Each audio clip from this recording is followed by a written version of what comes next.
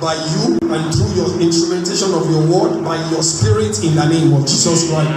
Let your name alone be glorified. Let every appearance and manifestation of flesh in the speaker, in the hearer, let them bow and let them disappear, and let your light alone shine and cause every darkness to flee in the name of Jesus. Thank you, Father, because you are King. Blessed be your name, O Father. In Jesus' mighty name we are praying. Amen. Praise the Lord. Hallelujah. Praise the Lord. Hallelujah. We thank the Lord because you are our God, and because God is good, and His mercies endure forever. He has been our King, and He has been our sustenance.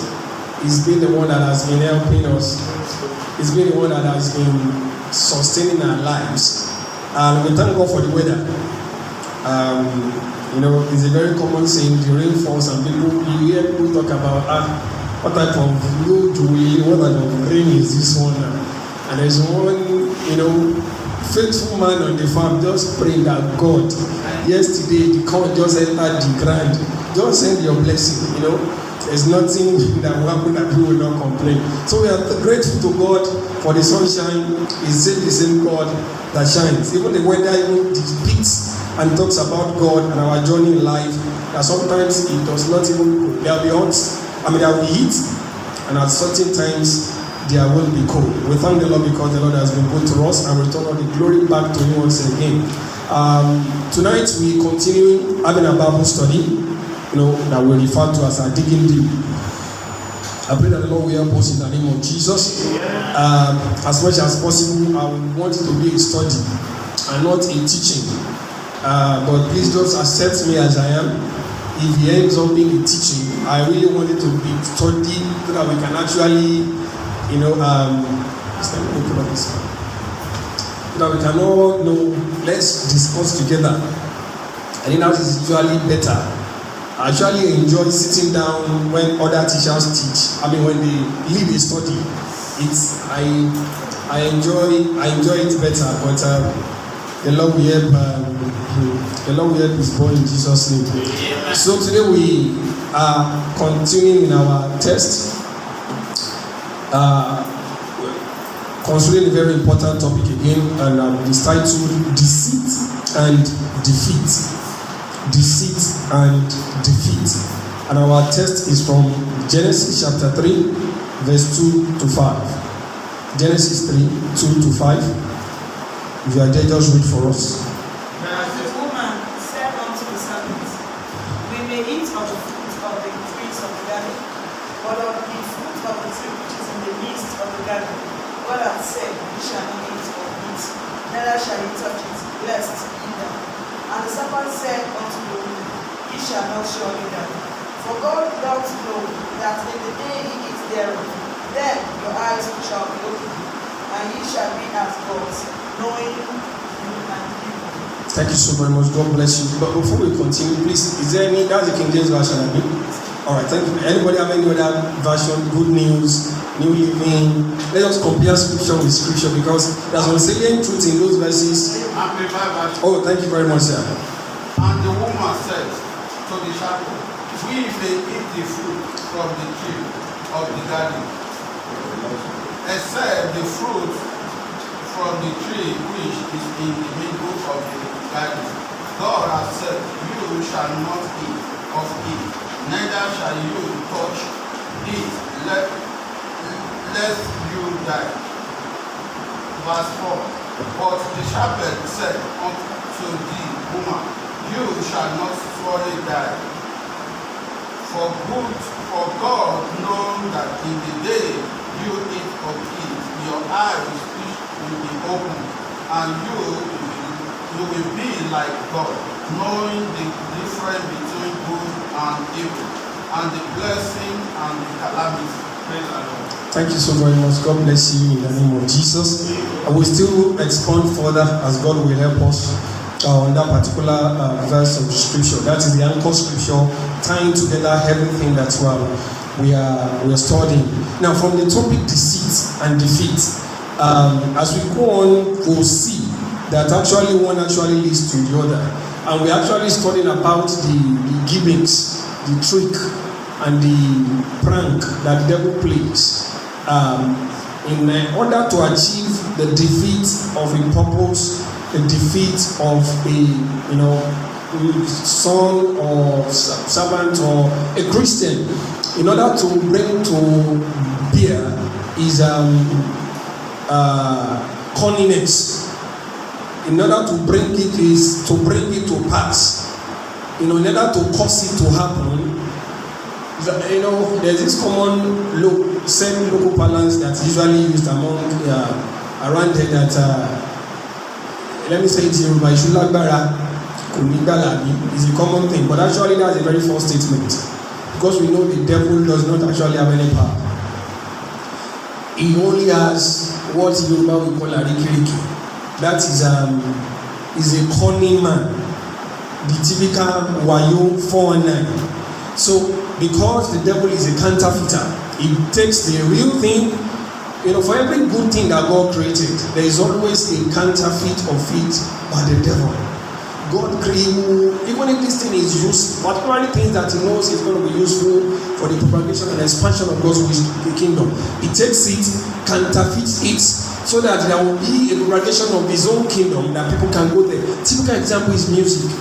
Fantastic, wonderful conception or concept of God in heaven that people missing word, poetry and sound together to form something else. And come to think of it, there is what we call the gospel worship, and there's the secular. And if you look at which one trends and make most noise in a birthday party, a typical birthday party, what I was on they play regularly a DJ, except we want that DJ that Mr. Man, you will collect your balance, you will play any nonsense song in this place.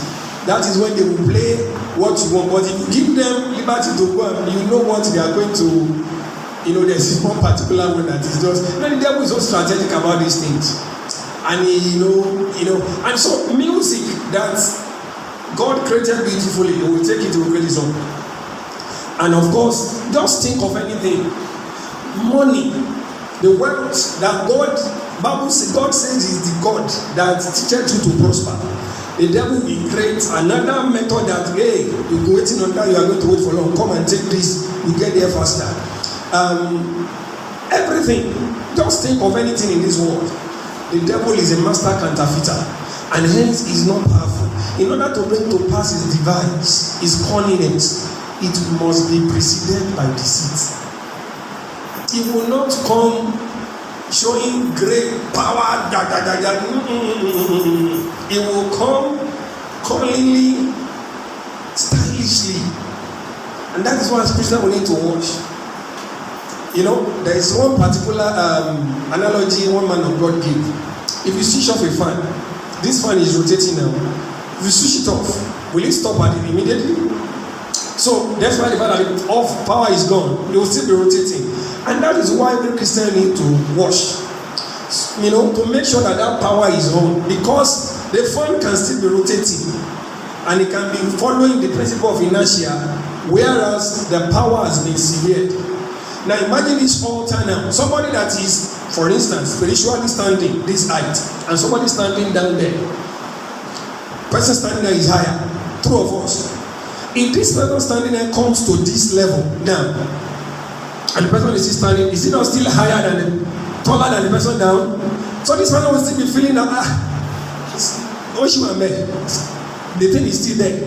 Meanwhile, there is a standard that God has placed that and pedestal that God has placed that individual. So that while descending the staircase, because the person is still taller than some, still think that all is still well. We need to watch the devil in his cunning way. The Bible says the devil, goes about like a roaring lion, seeking for whom to devour. Will not be available for his devouring in the name of Jesus Christ. So if you look at where we read, the trick of the devil is to go around the truth, to take it and to, it's still the word, but turn it.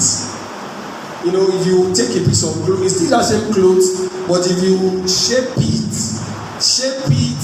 in one way that He's still, the devil even be assuring it's the same piece of clothes now. But that was not the way God put it. It takes God's promises, He twists it, He manipulates it. And look at that place that we read. Let us start from there. Genesis chapter 3.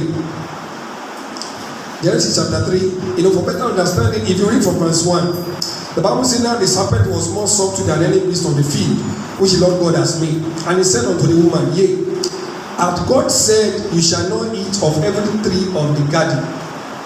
Now, who starts a conversation like that? Who starts? You know what he said? As God said, you should not eat of this. Why not? Why are you not eating this? To show that there was an intention behind the question. Really, as God said, you should not eat of this. I know the mistake. The woman answered, God said this and this and this and this. If you remember, he kept pressing on, like it's like a man chasing a woman.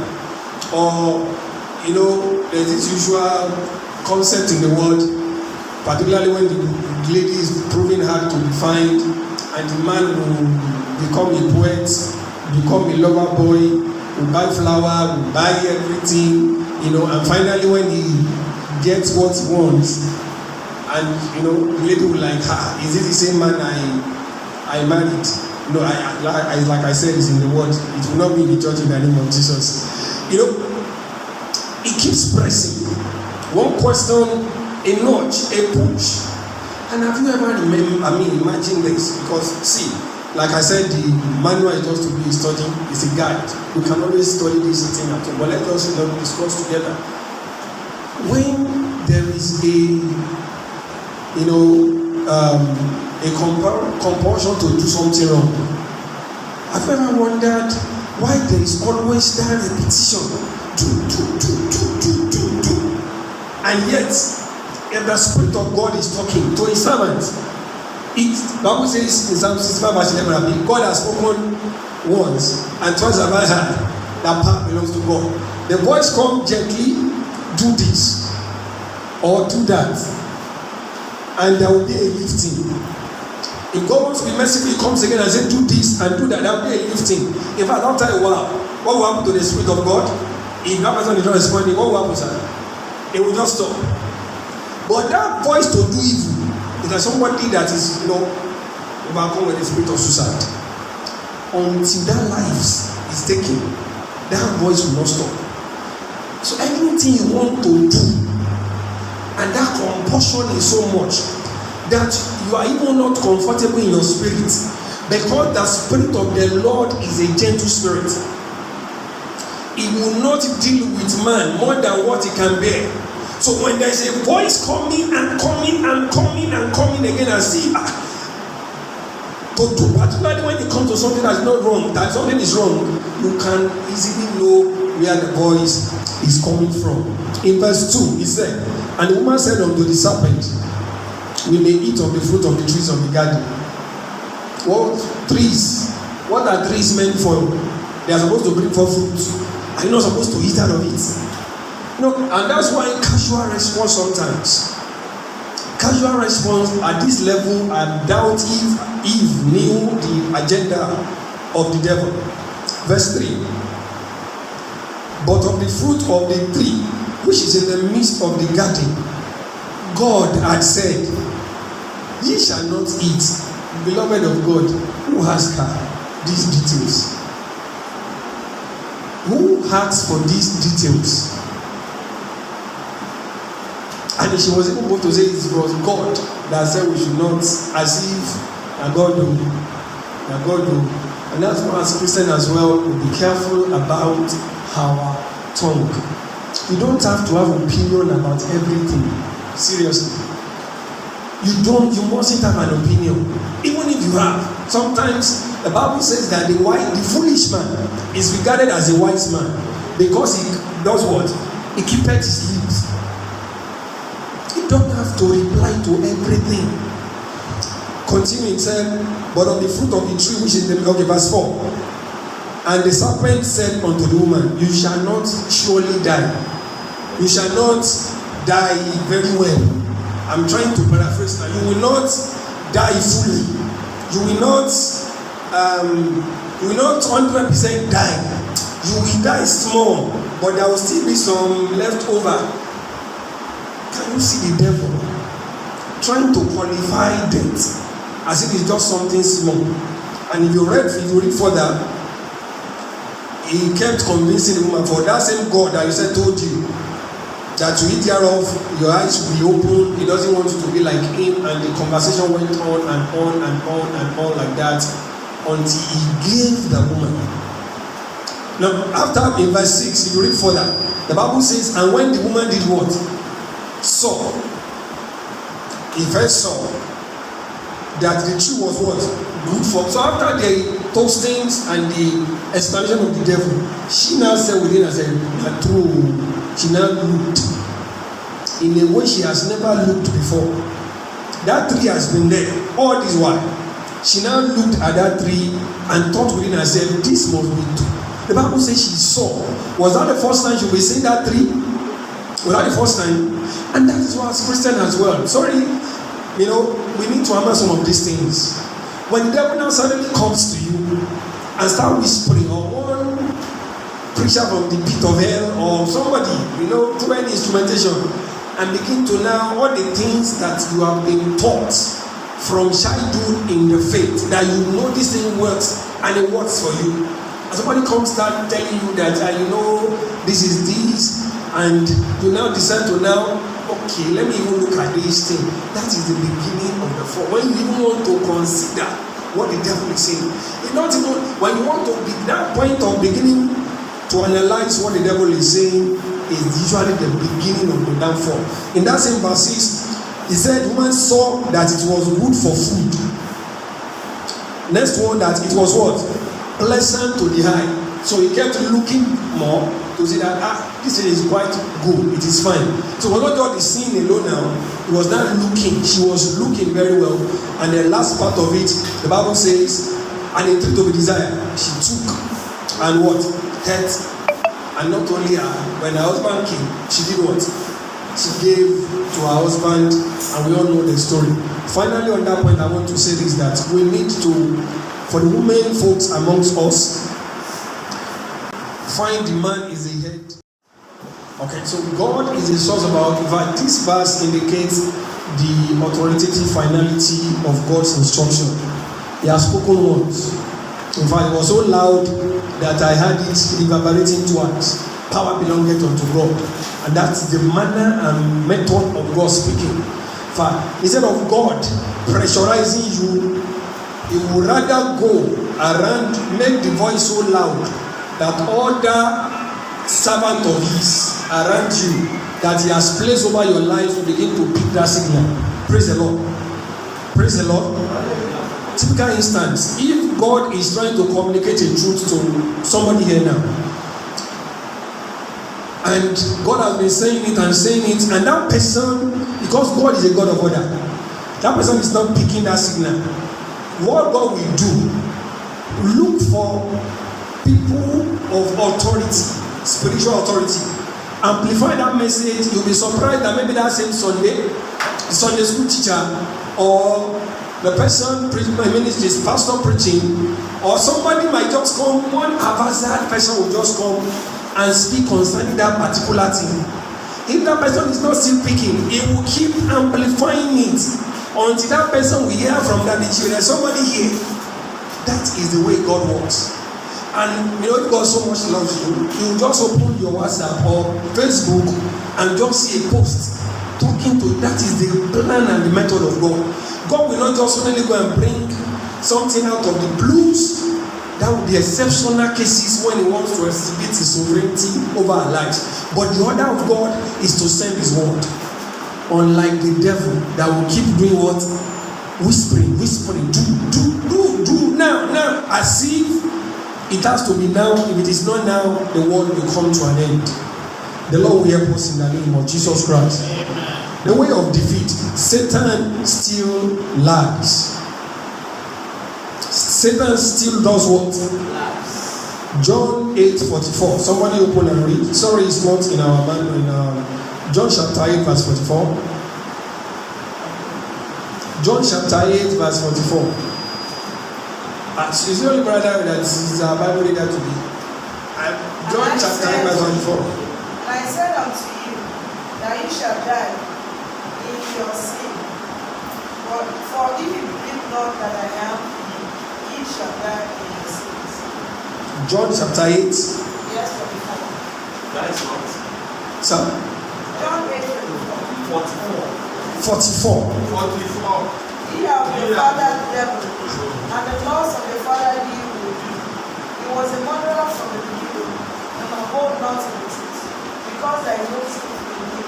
When he speaketh a lie, he speaketh of his own, for he is a liar, and the father of So Satan still lies. Then and now. So when we say the devil is a liar, it's scriptural. So whatever when you take it as a reference point, whatever the devil says is a lie. That will help our lives.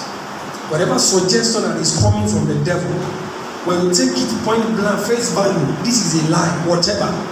Maybe it's a sickness, maybe it's one adversity, maybe it's one something that is just contrary. When you first take it that this is from the devil and it's not even God's word, this is a lie, it will help our standing and our faith in God. Satan still lies, and if he's not lying, he flatters, make you to feel like you are more than what you are. And that's why sometimes when some people call me some names, I react. They don't know why. There's a tendency, one of the greatest weapons of the devil is pride. Christians, there's a thin line, very thin line between presumptuousness and pride. You will be manifesting in pride already, you don't even know. You are not even self-aware of it. We need to be careful. Now, when we are armed with this knowledge, it will help our standing and steadfastness in God. I pray that the Lord will not get us in the name of Jesus Christ.